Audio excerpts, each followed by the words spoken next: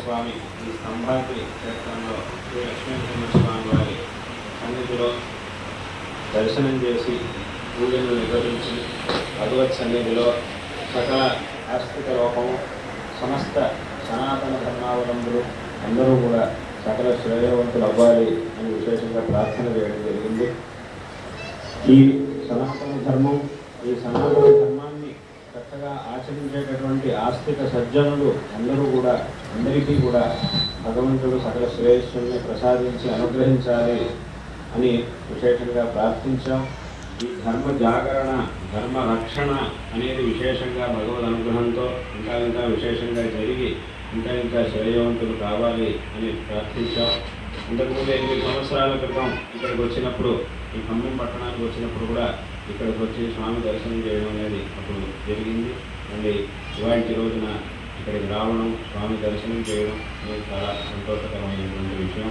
విశేషంగా జగద్గురు శ్రీ శ్రీ ఆదిశంకరాచార్యుల వారు అలాగే ఆదిశంకర పరంపరలో వచ్చినటువంటి మా అందరికీ కూడా విశేషంగా నరసింహ ఉపాసన అనేది విశేషంగా ఉన్నటువంటిది. శంకర భగవత్పాదాచార్యుల వారి యొక్క చరిత్రలో నరసింహస్వామి విశేషంగా అనేక సందర్భాల్లో అనుగ్రహించినటువంటి సందర్భాన్ని కూడా మనం చూడగలుగుతాం.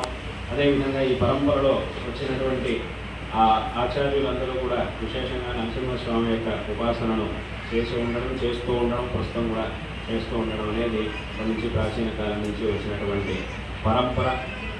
మా పరంపరలో ఈ శృంగేరి జగద్గురు పరంపరలో ఉన్నటువంటి ఆచార్యులలో విశేషంగా ఈ నరసింహ భారతి నరసింహ తీర్థ అనేటటువంటి పేర్లు చాలా ఉన్నాయి. ఆ పేరు కలిగినటువంటి ఆచార్యులు ఎంతోమంది ఉన్నారు. కాబట్టి ఈ విధంగా విశేషంగా నరసింహస్వామి యొక్క ఉపాసన అనేది ప్రాచీన కాలం నుంచి వస్తూ ఉన్నది. కాబట్టి వాటి రోజున ఇక్కడికి రావడం ఈ క్షేత్రంలో స్వామి యొక్క దర్శనం చేయడం మా మనస్సుకు అత్యంత సంతోషాన్ని కలిగిస్తూ ఉన్నది. ఈ సందర్భంలో ఇక్కడ చైర్మన్ గారికి ఈఓ గారికి సమస్త అర్చకులకి పరంపరగా ఇక్కడ స్వామిని అత్యంత శ్రద్ధతో అర్చిస్తూ ఉన్నటువంటి అర్చకులందరికీ అదేవిధంగా సమస్త సిబ్బంది వర్గం వారికి ఆలయ సిబ్బంది వర్గం వారికి సమస్త భక్త మహాజనులకి మా యొక్క నారాయణ స్వామి పూర్వకమైన ఆశీర్వాదాన్ని ఈ సందర్భంగా తెలియజేస్తూ ఉన్నాం.